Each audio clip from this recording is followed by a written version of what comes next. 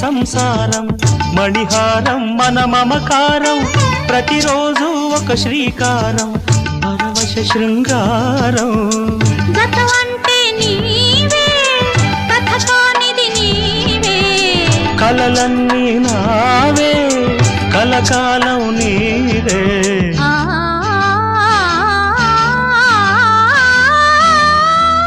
రాముడు అనుకోలేదు జానకి పతి కాగలనని ఆనాడు